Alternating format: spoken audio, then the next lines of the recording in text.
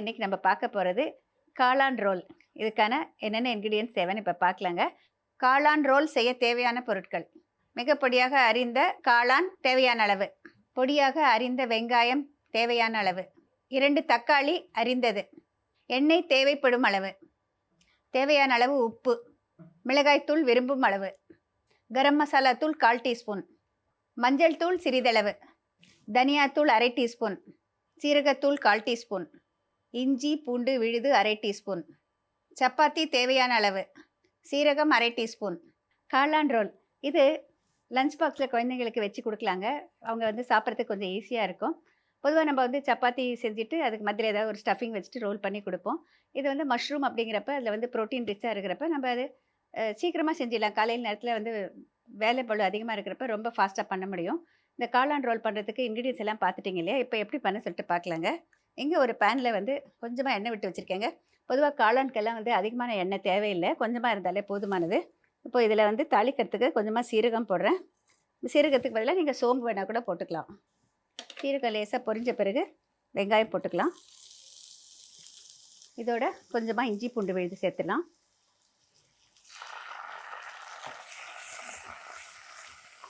இது லேசாக வதங்கிய பிறகு கட் பண்ணி வச்சுக்கிற தக்காளி சேர்த்துலாம்.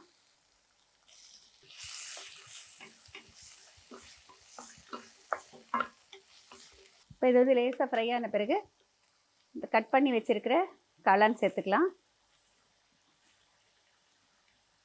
பொதுவாக காளானை வந்து வேக வைக்கக்கூடாதுங்க, நம்ம ஃப்ரை பண்ணாலே போதுமானது. தண்ணியில் அதிகம் போட்டு வைக்கக்கூடாதுங்க, குயிக்காக அலசி எடுக்கணும். கொஞ்சமாக லெமன் ஜூஸ் போட்டுட்டு அந்த தண்ணியில் அலசி எடுத்துட்டிங்கனாக்கா கொஞ்சம் நல்லாயிருக்கும். ஒரு துணியில் சுற்றி வச்சுருங்க, அந்த ஈரத்தன்மை வந்து அந்த துணி இழுத்துக்கும். அதுக்கு பிறகு நம்ம இப்படி போட்டோன்னாக்கா அதிகமாக தண்ணி விட்டு வராமல் இருக்கும். இது பாருங்கள், இந்த மஷ்ரூம் வந்து ரொம்ப சீக்கிரம் ஃப்ரை ஆகிடும். உப்பு சேர்க்காதீங்க. உப்பு சேர்த்திங்கன்னா தண்ணி விட்டு வந்துட்டு அப்புறம் ஃப்ரை ஆகிறதுக்கு ரொம்ப லேட் ஆகும். இப்போ இதோட தனியா பவுடர் சேர்த்துக்கலாம். சீரகத்தூள், தனியாத்தூள் எவ்வளோ சேர்க்குறீங்களோ அதோட பாதி அளவு சீரகத்தூள் போட்டால் போதுமானது. மஞ்சள் தூள் கொஞ்சம், கரம் மசாலா தூள், இதோட காரத்துக்கு தகுந்த மாதிரி மிளகாத்தூளுங்க. இதுக்கு அதிக காரம் பிடிக்காது, அதனால் பார்த்து போட்டுக்கோங்க. உப்பு மட்டும் கடைசியில் தான் சேர்ப்பேன் நான்.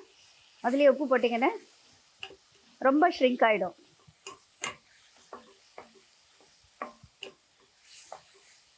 இப்போ ஆல்மோஸ்ட் பார்த்திங்கன்னா நல்லா திக்காகிடுச்சு.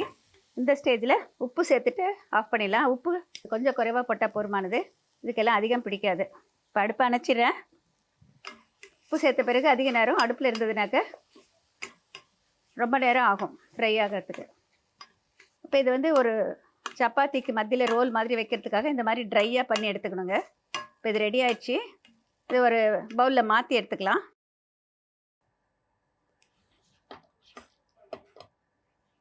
செய்கிறது ஜஸ்ட் ஒரு 5 மினிட்ஸ் இருந்தால் போதுமானதுங்க.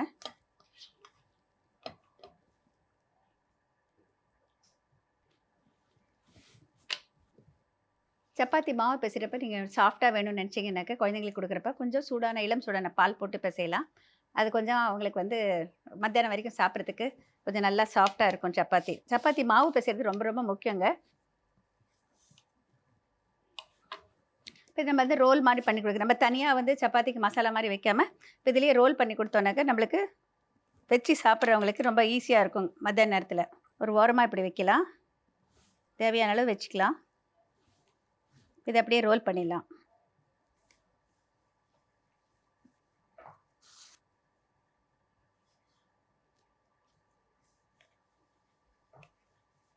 நல்லா கொஞ்சம் டைட்டாக சுற்றினோம்.